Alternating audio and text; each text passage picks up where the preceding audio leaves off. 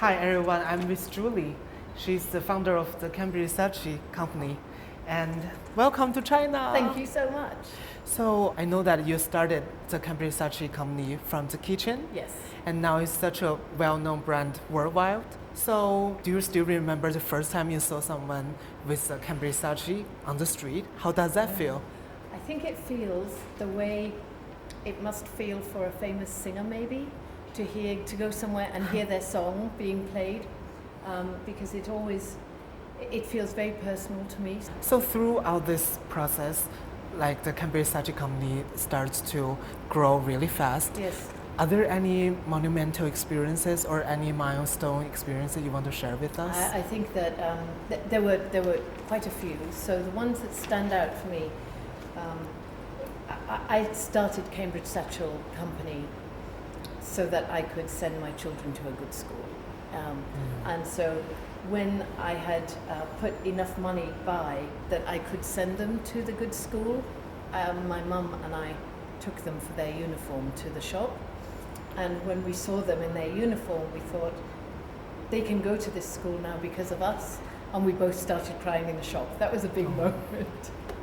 And then there was a magazine in the UK that awarded my mum and I, it's a Red magazine, and they said we were the Red Hot Women of the Year. My mum, who's about 70, she said, oh, I'm a red hot woman at 70, so that made her very happy. And we were invited to have tea in number 10 Downing Street with the Prime Minister's wife, Samantha Cameron. And going there with my mother was a really, really special moment. And then, of course, when I was awarded my OBE, so I had a medal from the Queen, and I took my mum and my children, and going to Buckingham Palace and having my medal, that was an enormous moment. How many times have you been to China? 7. 7th. So in China, which part of China you think you like the most? The food or the people or any special sightseeing place? It's the people. The people. The very first time I came to China, I was with David Cameron, the Prime Minister, and I was a witness to the signing of the agreement between Alibaba and the British government. And so I met Jack Ma there, and he asked me last summer to speak at his conference for women entrepreneurs in Hangzhou.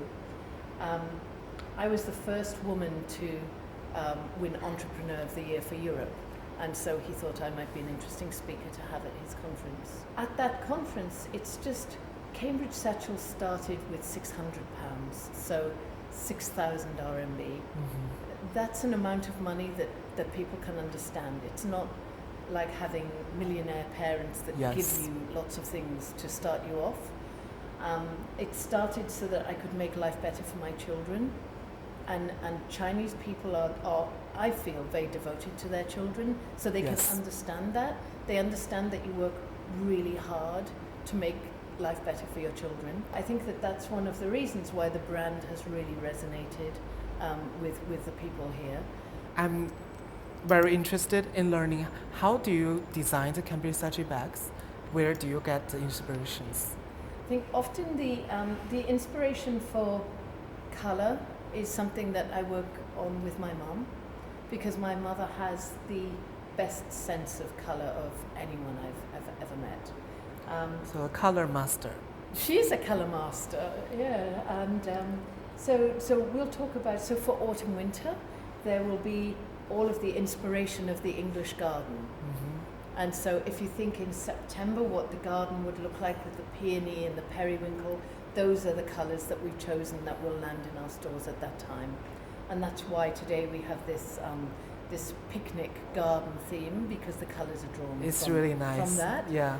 And then as you go later in sort of October time, you have more of the orchard, the pippin, the apples, the rhubarb, the damson plums. The flowers and the fruits. Yes, and so that's moving through, and again, it makes sense. Yes. There was one colour that I think we have, so this colour here, which is quince, and it's quite it's a beautiful colour. It's quite a different colour. This colour is in the collection because last October I have a quince tree in my garden because we don't follow these trend monitors.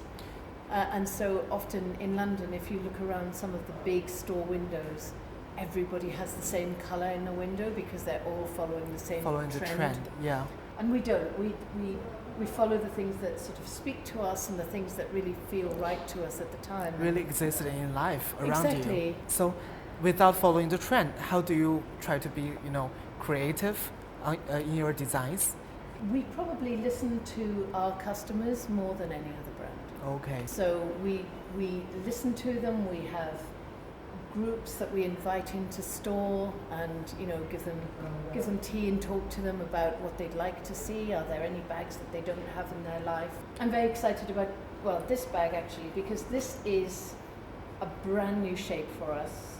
It's the first bag that we've ever given a name to. What's the name of the bag? So she's called the Poppy. The Poppy. And it's based on a sort of a British doctor's bag. And it has the push lock that our customers really, really love. I have the push lock too. You have a push lock as well. Yes, they're I so love practical. this. Yeah, it's really practical. So practical. And on the back it has the card holder and the logo to show it's an authentic. That's like a typical design of. Yes. Because I have it too. Yeah, it is very, very typical. And then you can take the strap off if you want to, because I tend to carry it just like that. Just like but that. It's a very, very, it's a feminine, elegant, not fussy bag. Our bags are incredibly well made. The quality is very, very good. I just think that normal, hard-working people should be able to afford a great bag. Yeah. And you shouldn't have to spend more on a bag than I spent setting up my company. That's so fantastic. Thank you so much. No, not at all. It's so nice to have you here. Oh, it's lovely to be here and it's such a sunny day. Yeah. Very lucky.